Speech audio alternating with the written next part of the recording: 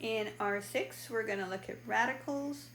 So the first thing we want to do is we want to translate between our exponent to our radical form.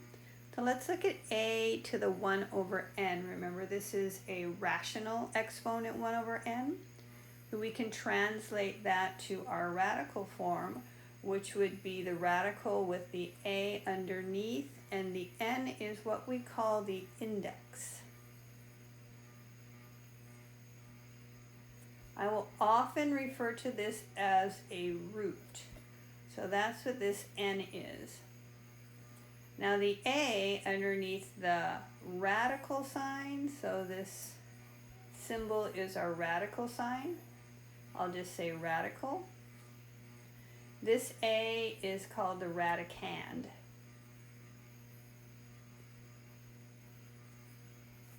Previously we called a, which is the same number, the base,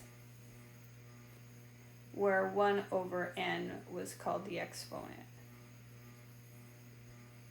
So again, we're just switching from exponent to radical.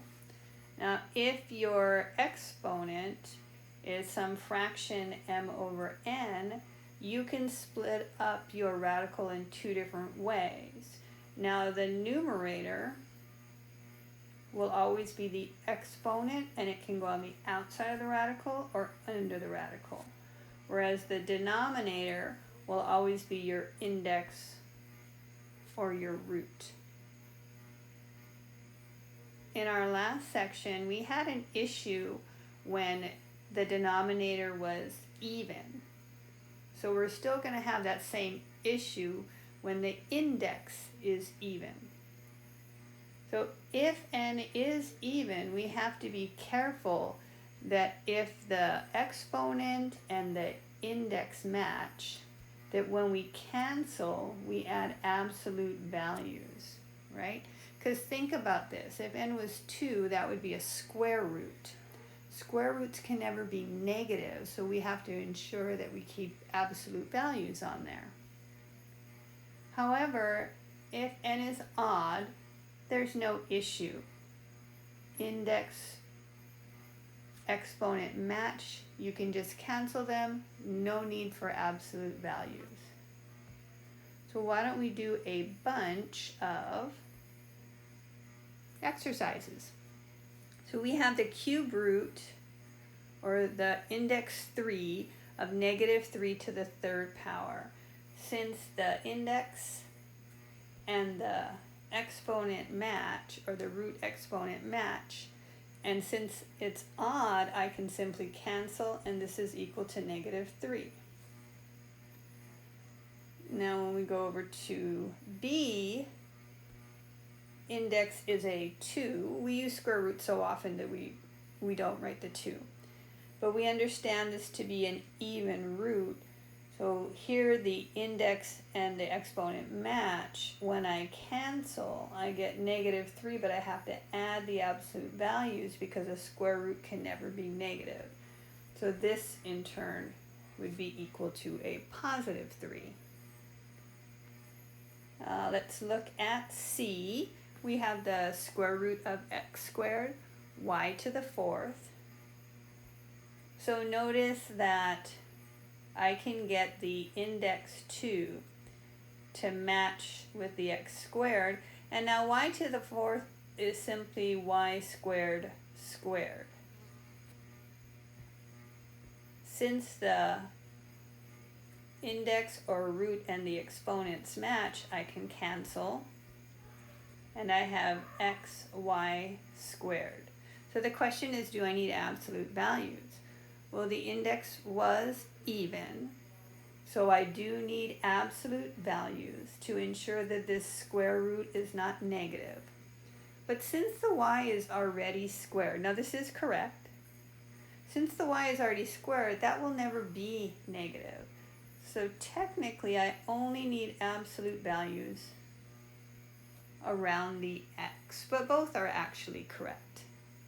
Now let's look at E, although this should be a D. I have the square root of x squared plus 4x plus 4.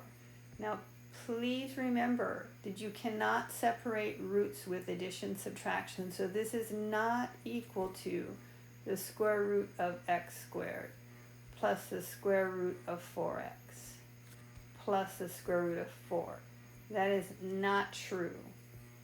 However, x squared plus 4x plus 4 is a perfect square trinomial. It's actually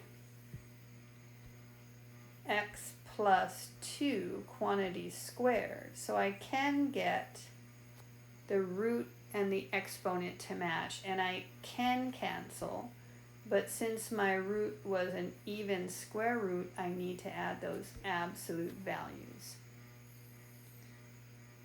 So in general, if you have an even root, if it's possible for it to be negative, just put the absolute values on. Let's look at some rules.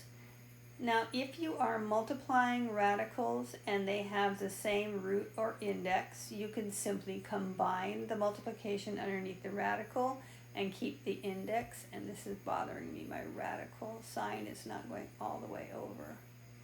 Sorry. And if you have a fraction underneath a radical, you can just split it up with the radical in the numerator and denominator. And again, we're assuming that the denominator is not equal to 0. Now, if you have a radical under a radical, you can combine them into one radical. You simply have to multiply the index. When we talk about simplifying radicals, we want no perfect squares, if it's a square root, cubes, if it's a cube root, and so on, underneath the radical sign. So for example, if this were the square root of 4, 4 is a perfect square, it's 2 squared. So this is not simplified. I would have to simplify this by writing this as simply 2. And then no fractions underneath the radical. If you have something like the square root of 1/2, that is not simplified. However, we can use our properties to write this as the square root of 1 over the square root of 2, which is 1 over the square root of 2. So we can get rid of a fraction on the radical by using that property where you separate it and you put the radical in the numerator and the denominator. Now, if we look at this third rule, it says that you should have no radical in the denominator of a fraction. Well, in our previous example, we had 1 over the square root of 2. So we had the square root of 2, which is a radical in the denominator of a fraction. So to get rid of that square root of 2, I can simply, multiply top and bottom by the square root of 2. That will be equal to the square root of 2 over square root of 2 times square root of 2 is square root of 4, which is simply 2. So I've gotten rid of the radical in the denominator. Now our last rule for simplifying says that exponents in radicand and index have no common factors. So what that means is if you have a situation, say, I don't know, the sixth root of 2 to the third. Notice that the index 6 and the exponent 3 have a common factor. They're both divisible by 3. So that can be simplified. I'm going to switch this to exponential form, so write it as an exponent.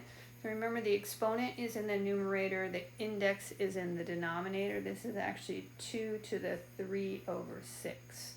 So you can see how 3 over 6 can simplify to 1/2,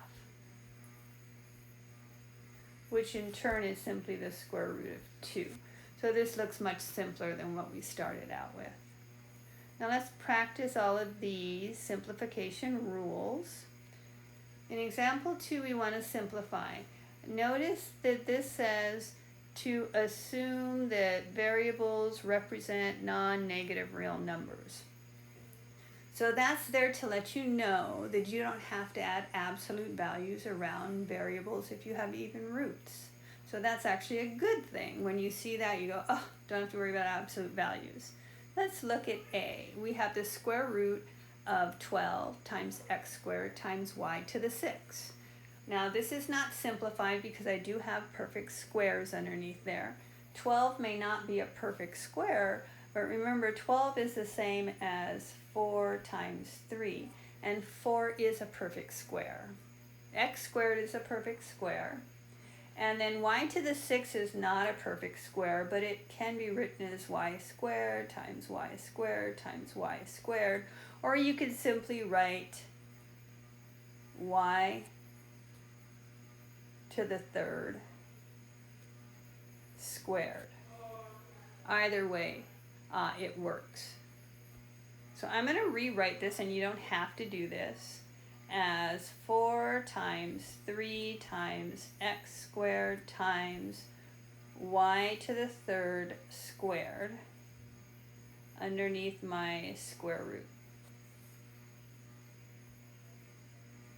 And I'm going to put the perfect squares together. So that would be the 4, the x squared, the y to the 3rd squared under one square root. And then what's left over that's not a perfect square, which would just be the 3 in this case, I'll have under its own square root. So I can see that the square root of 4 is 2. The square root of x squared is x. The square root of y to the 3rd squared is y to the 3rd. Times the square root of 3. Now remember, I don't need absolute values because we were assuming that none of the variables were negative. And that's it. Let's try another one. Oh, this one looks pretty bad. So this is a cube root. 27, is that a perfect cube? Yes, that's 3 times 3 times 3. So that, you could remind yourself that 27 is 3 to the 3rd, so you could see how the index and the exponent match. Now m to the 6 is the same as m squared to the 3rd, so exponent root match. Can't do anything with the n squared, but p to the 4th is the same as p to the 3rd times p. So if I write all the perfect cubes together,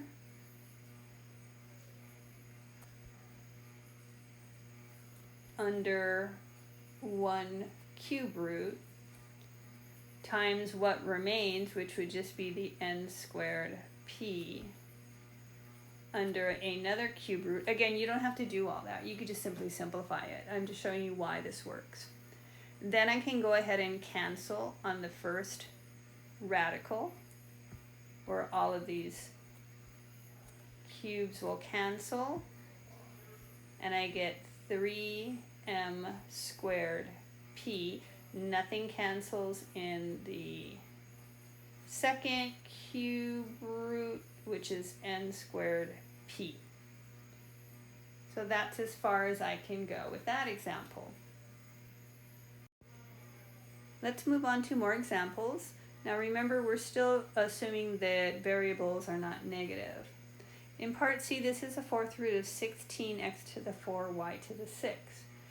Now 16 is 2 to the 4th. So I can get the index 4 and the exponent 4 to match. And I have an x to the 4.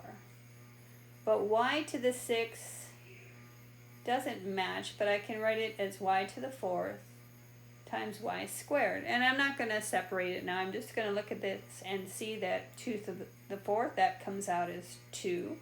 X to the 4th, the x comes out. Y to the 4th, the y comes out. What's left over is the 4th root of y squared.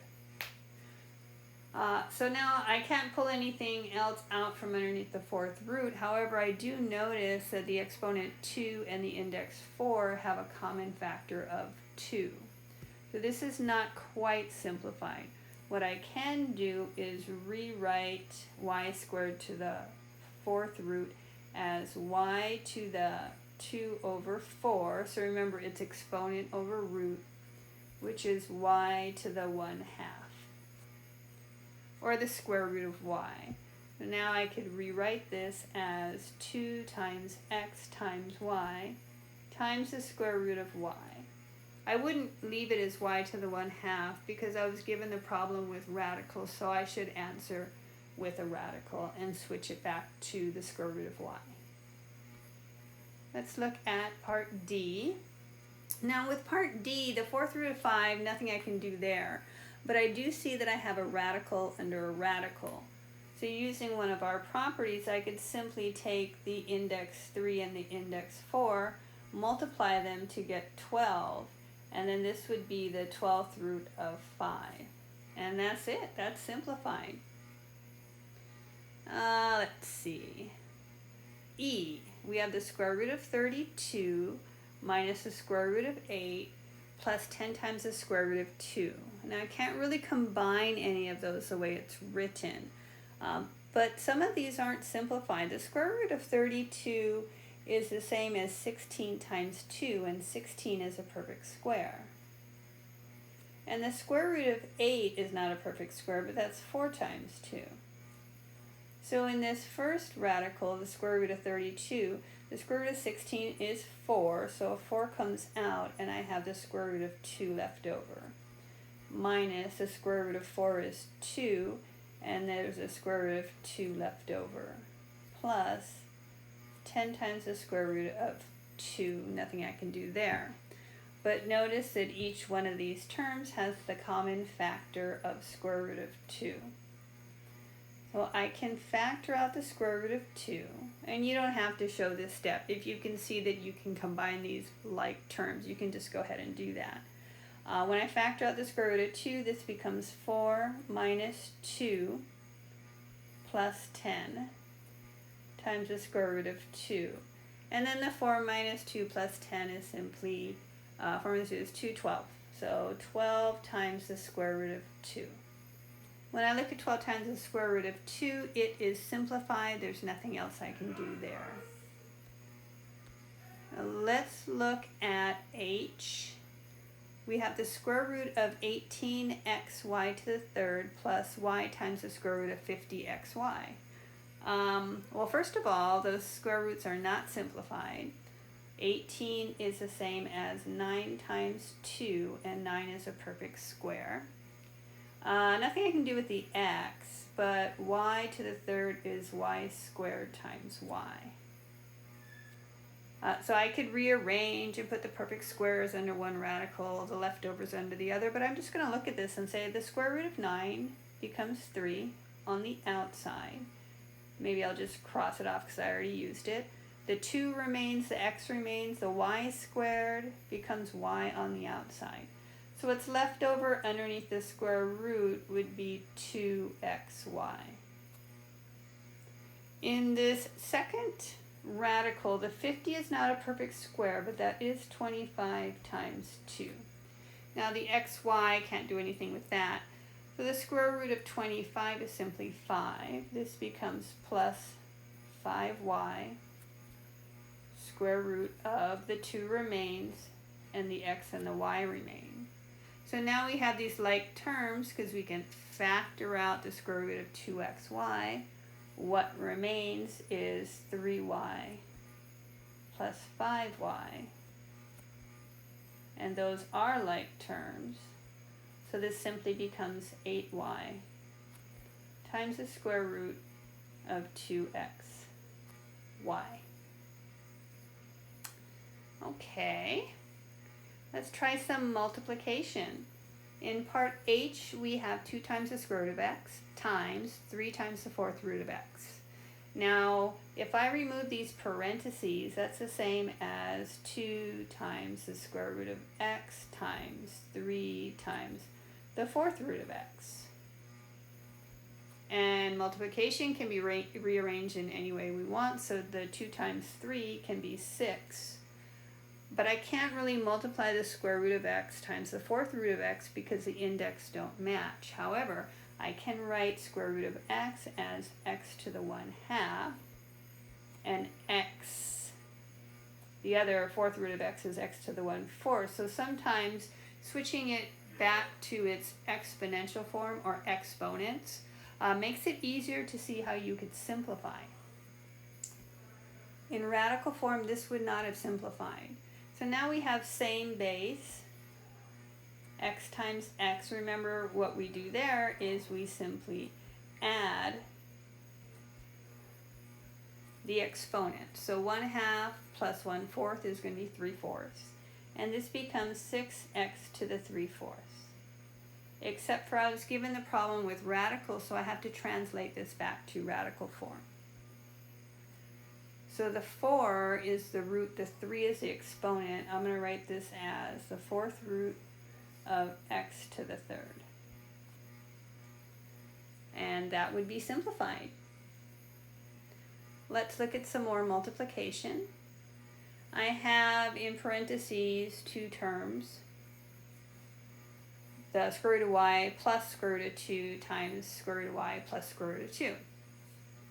So if I were to just distribute, I would have y squared times, or square root of y times square root of y times square root of y, or in other words, the square root of y squared.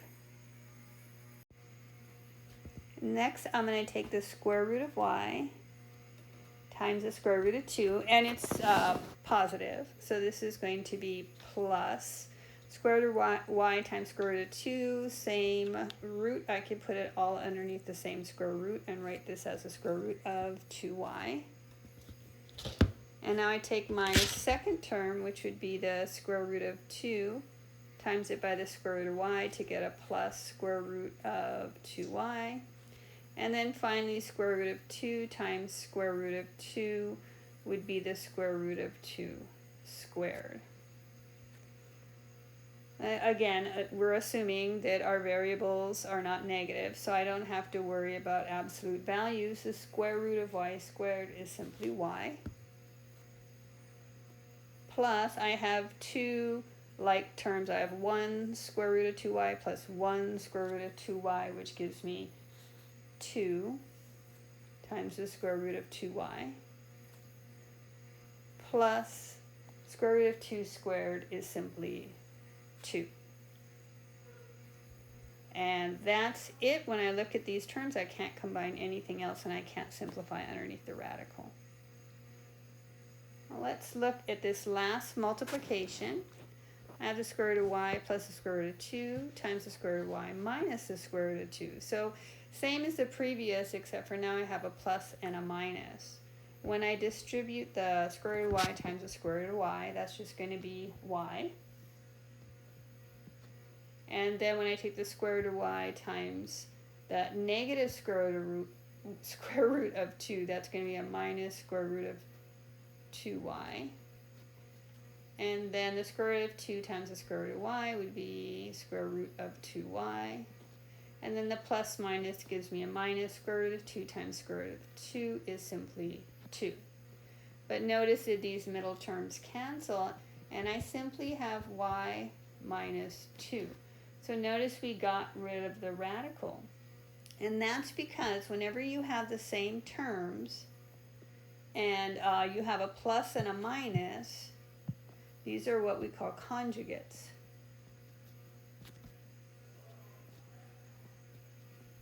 So they would be of the form an a plus b, a minus b. Doesn't matter what a and b are. Whenever you have the same terms, you have a plus and a minus, what's going to happen is if one of these or both of these happen to be radicals, the radicals will go away. And conjugates are really important when we're trying to get rid of radicals in the denominator of fractions. So that's what we're going to look at next. And we'll do our last few examples. We're going to talk about rationalizing denominators now. In example 3a, we have the square root of 2 over 7. Now remember that is not simplified because I have a fraction underneath the radical. However, I can use my properties to split this up as the square root of 2 over the square root of 7. But now I have another problem.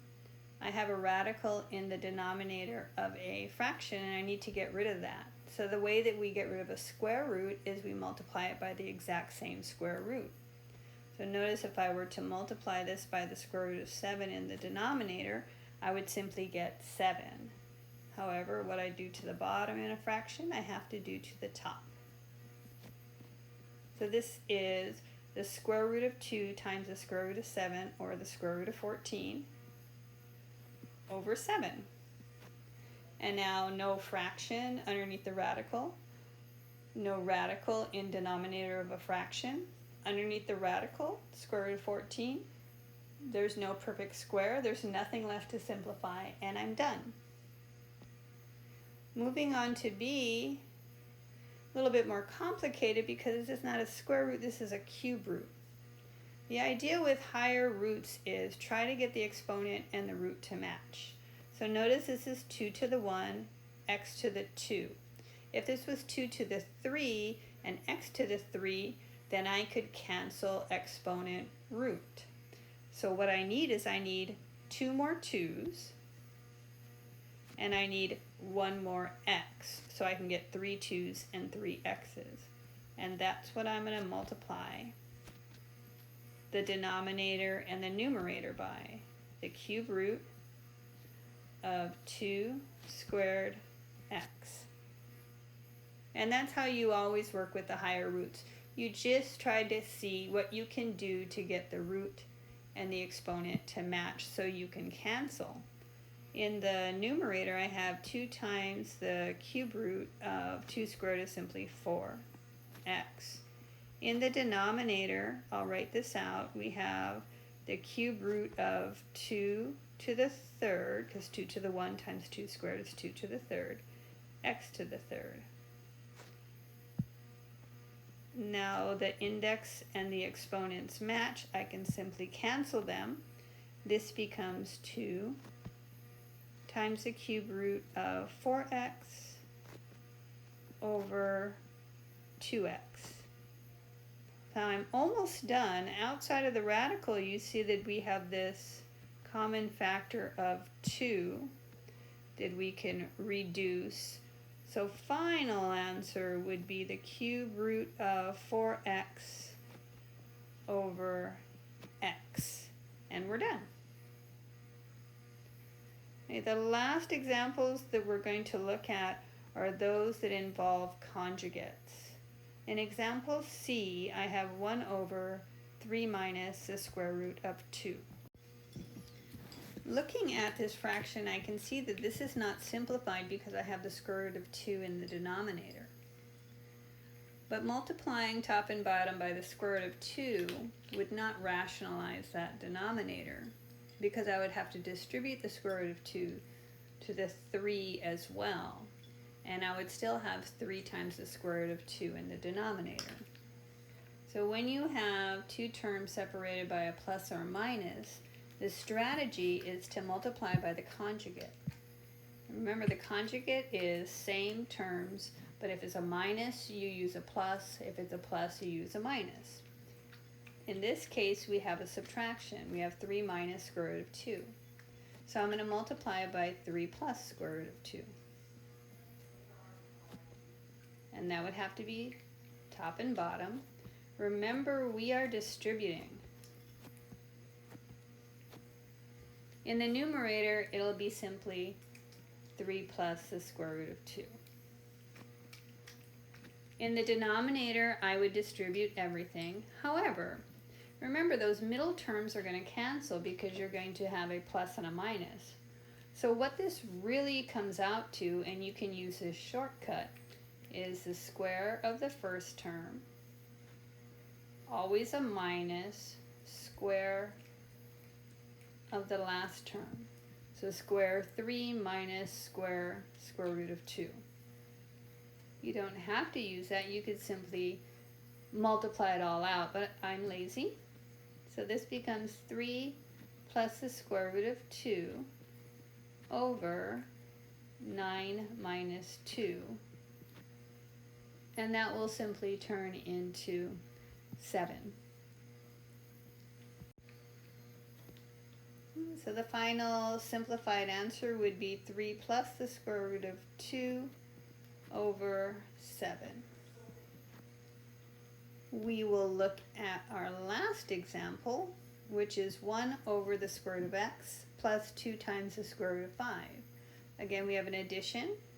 We have some radicals in there, so I'm going to multiply by the conjugate, which would be the square root of x. Since it was addition, I'm changing it to subtraction. 2 times the square root of 5 in the numerator and the denominator.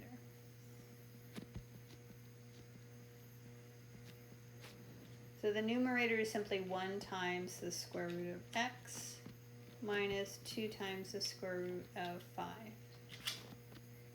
In the denominator, I'm going to use my shortcut. I'm going to square the square root of x minus square 2 times the square root of 5. So remember that square on the outside of the parentheses applies to both the 2 and the 5, right? So when I look at this, it's going to be 2 squared, square root of 5 squared, which is going to be 4 times 5, or 20. My numerator is the square root of x minus 2 times the square root of 5. My denominator is going to be x minus 20.